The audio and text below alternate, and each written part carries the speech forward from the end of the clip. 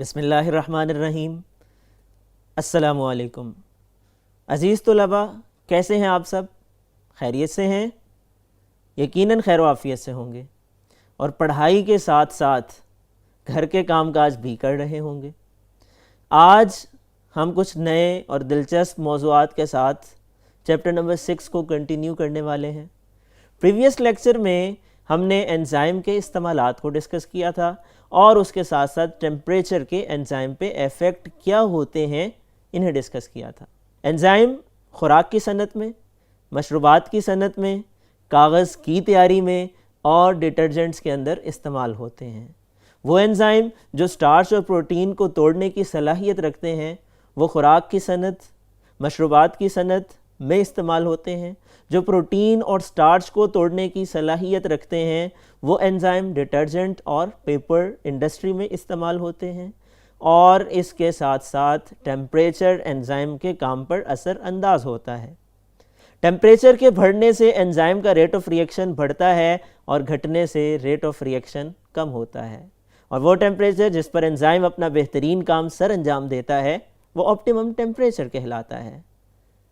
Next topic है effect of pH and substrate on enzyme action. अजीज तुलबा, आज के लेक्चर को डिस्कस करने के लिए आइए मूव करते हैं व्हाइट बोर्ड की तरफ। स्टूडेंट्स, एंजाइम के काम पर जो फैक्टर्स असर अंदाज होते हैं हम उनका तस्करा कर रहे हैं और उसमें सेकंड वन है पीएच। शायद ये लफ्ज़ आपने पहली दफ़ा सुना है। क्या ऐसा ही है? अगर ऐसा ही है कतअन परेशान होने की ज़रूरत नहीं है। ये टर्म आप लोग नेक्स्ट क्लास में केमिस्ट्री में जाकर के तफसील से पढ़ेंगे। मैं आपका कंसेप्ट क्लियर किए देता हूँ ताकि कंसेप्ट को अंडरस्टैंड करने के बाद आज का टॉपिक समझना आपके लिए आसान हो जाए। पीएच ये लफ्ज़ इसका पोस्टमार्टम किया जाए तो इसके दो हिस्से हैं, एक है पी और दूसरा है एच।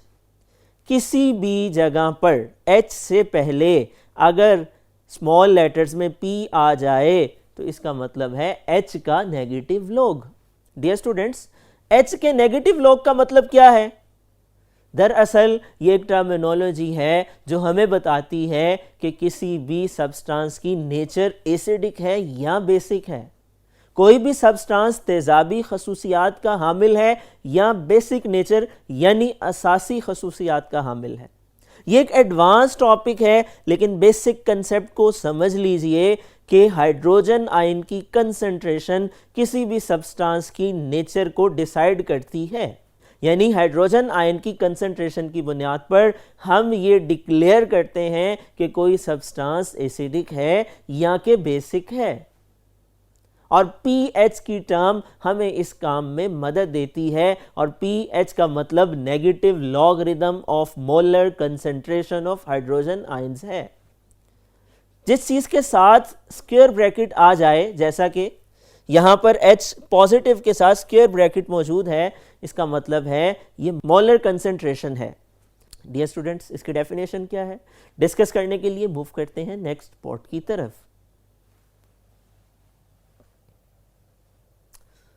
डियर स्टूडेंट्स, पीएच की डेफिनेशन क्या है आइए देखते हैं। Negative logarithm of molar concentration of hydrogen ions that indicate acidity of a substance. दरअसल पीएच का मतलब हाइड्रोजन आयंस की मोलर कंसंट्रेशन का नेगेटिव लॉगरिदम है जो हमें बताता है कि किसी सॉल्यूशन की एसिडिटी क्या है, किसी सब्सटेंस की एसिडिटी क्या है। और लॉगरिदम की वैल्यू दरअसल इस्तेमाल की जाती है बहुत माइनर क्वांटिटीज़ की वैल्यू के लिए। जब आप कैलकुलेशंस करते हैं, कैलकुलेशंस के दौरान आपका वास्ता छोटी वैल्यूज से पड़ता है जिन्हें कैलकुलेट करना नॉर्मली मुश्किल है, वहाँ पे हम लॉगरिदम को इस्तेमाल करते हैं। और negative logarithm of molar concentration of hydrogen ion pH कहलाता है। और पीएच हमें किसी भी सब्सटेंस की तेजाबी खसूसियात के बारे में या उसके ऑपोजिट बेसिक नेचर यानी असासी खसूसियात के बारे में रहनुमाई मुहैया करती है। डियर स्टूडेंट्स, पीएच का एंजाइम के काम करने की रफ्तार पर क्या असर पड़ता है, एक ग्राफ की मदद से हम समझ लेते हैं। यह एक ग्राफ है, इस ग्राफ में एक्स एक्सिस के अलोंग पीएच मौजूद है, एक्स एक्सिस के अलोंग पीएच है, यानी हम ये कह सकते हैं कि जैसे जैसे हम ग्राफ में बाएं से दाएं मूव करेंगे, लेफ्ट टू राइट मूव करेंगे, तो पीएच की वैल्यू इट मींस बढ़ रही होगी। इसी तरह ग्राफ में जब हम वर्टिकली नीचे से ऊपर की तरफ मूव करेंगे तो इसका मतलब होगा रेट ऑफ रिएक्शन बढ़ रहा है। ये देखिए, एंजाइम एक्शन के साथ ऊपर का एरो वाई एक्सिस के अलोंग इंडिकेट कर रहा है कि ऊपर की तरफ एंजाइम एक्शन शो हो रहा है, जबकि बाएं से दाएं की तरफ पीएच में होने वाली तब्दीली इंडिकेट की जा रही है। अब देखिए इस पैराग्राफ में यहां जो ग्राफ मेंशन किया गया है, पीएच के चेंज होने के साथ एंजाइम एक्शन में क्या चेंज आ रहा है। बिल्कुल स्टार्ट पे जब पीएच 0 है, एंजाइम का एक्शन कम है, रेट ऑफ रिएक्शन बिल्कुल नीचे है, लेकिन जैसे जैसे पीएच बढ़ रही है, एंजाइम का रेट ऑफ रिएक्शन भी बढ़ रहा है। एक खास पॉइंट पर पहुंचकर एंजाइम का रेट ऑफ रिएक्शन मैक्सिमम हो जाता है और उसको हम नाम देते हैं ऑप्टिमम पीएच का। इसको हाईलाइट कर लीजिए।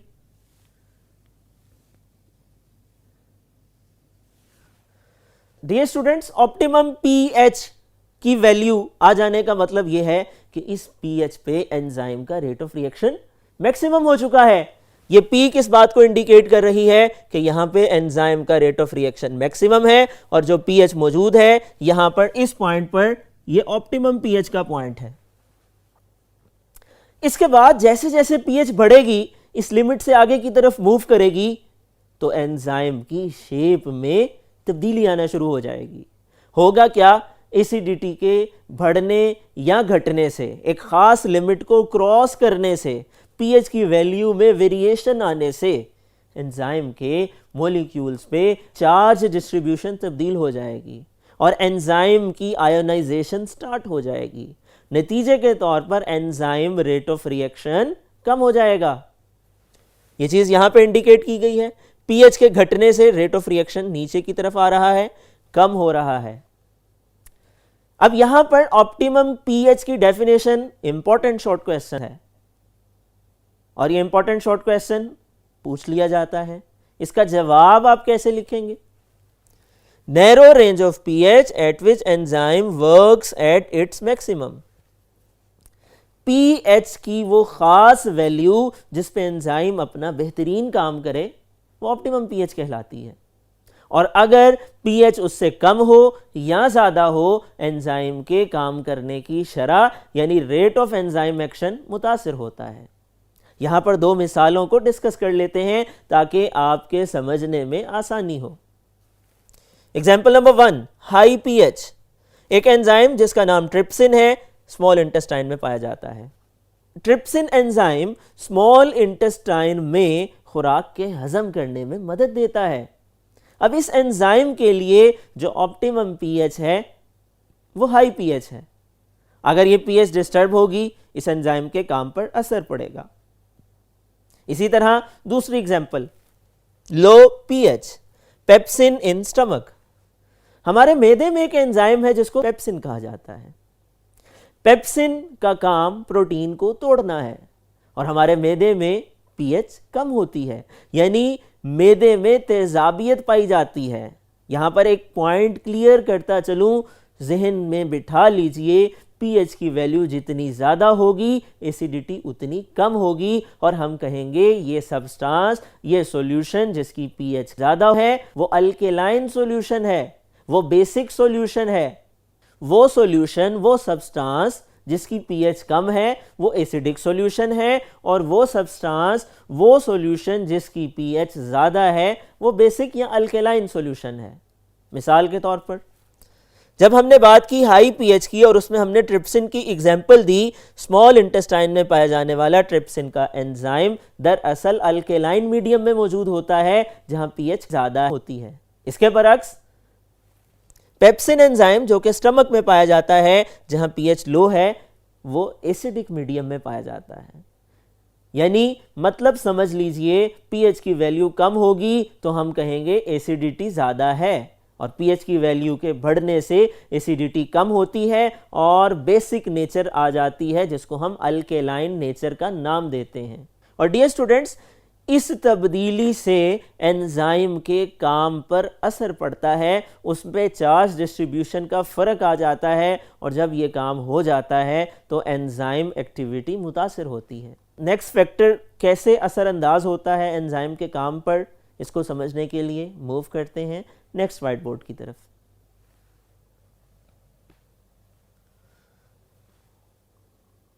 डियर स्टूडेंट्स, तीसरा factor, effect of substrate concentration. इसको समझने से पहले रिकॉल कर लीजिए, सबस्ट्रेट किसको कहा जाता है। जी हां, आपको पता है, सबस्ट्रेट उस मॉलिक्यूल को कहा जाता है जिस पर एंजाइम असरअंदाज होता है। यानी हम यूं कह सकते हैं, the molecules at which enzyme act that are called substrate.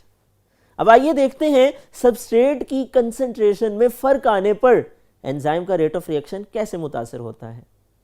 और इसको देखने के लिए हम अगेन ग्राफ की मदद लेंगे। हम एक ग्राफ ड्रॉ कर लेते हैं सबस्ट्रेट कंसंट्रेशन और एंजाइम एक्शन के दरमियान। एक्स एक्सिस के अलोंग सबस्ट्रेट कंसंट्रेशन मौजूद है, यानी जब हम लेफ्ट टू राइट मूव करेंगे इट मींस सबस्ट्रेट कंसंट्रेशन बढ़ रही है।